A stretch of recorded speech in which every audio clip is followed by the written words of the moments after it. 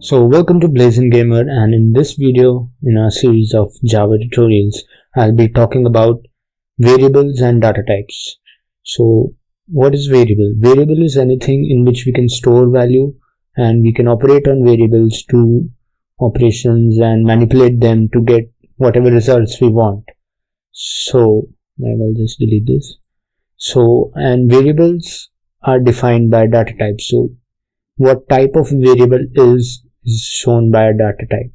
So Java has 8 primitive data types. Now what I mean by primitive is that these data types aren't contained in any of the Java classes. So what that means we'll look into in a future video, but for now just know that Java has 8 primitive data types, namely boolean, byte, char for character, short, int, long, float, and double.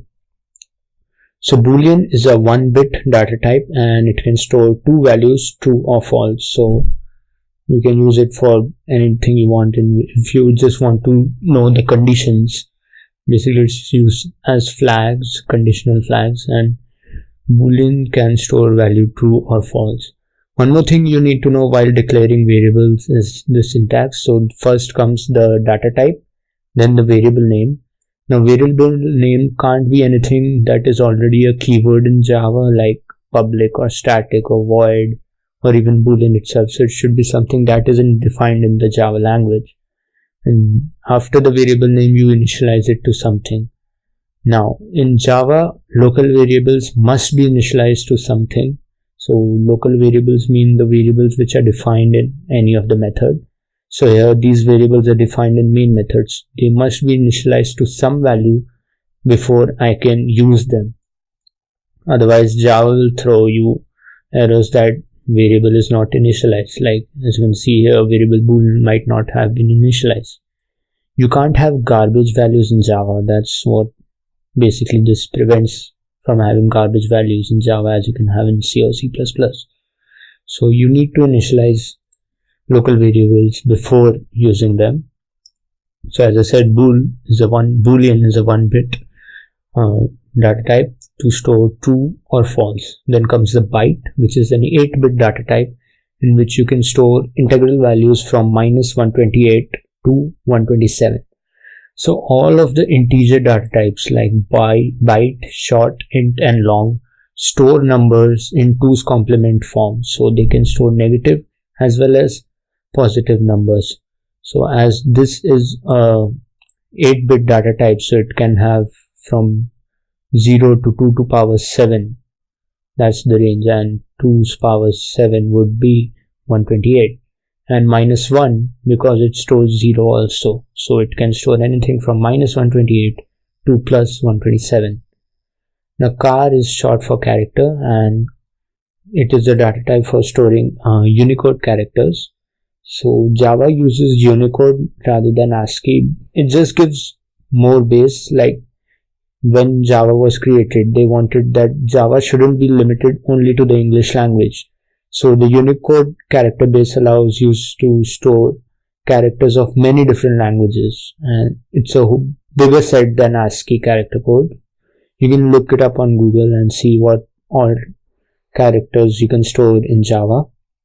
So while storing a character, you need to put it in single quotes. Now it can be any character, like if I want to store the square bracket or any letter or number, even you can store numbers in characters. Okay, but for now we'll be storing A.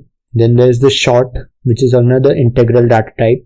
It is a 16-bit data type, so you can store values ranging from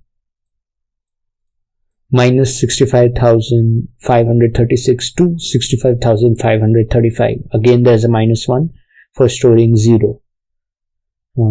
After short, there's int, which is the 32-bit data type, so you can store quite big values here.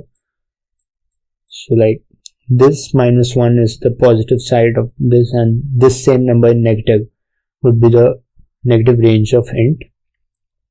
Long is the another integral data type, which is a 64-bit data type, so you can have really big values stored in long, as you can see.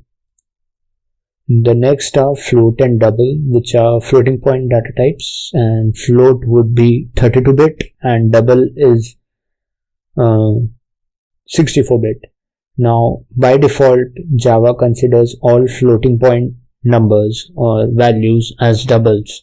So to specify that I'm providing Java a float, we need to put an F after the value. So like if I want to store 5.2 as a float, I need to write 5.2F, otherwise it would be considered as a double. So it won't, yeah, as you can see, it's giving an error like I'm providing it with double but it required float. So we need to provide an F for storing floating point variables. Now once we have stored these variables and values in them, we can use these variables to get these values. So if we do any operations on them like addition, so we can have int a equal to 5, int b equal to 4, like I'll show you.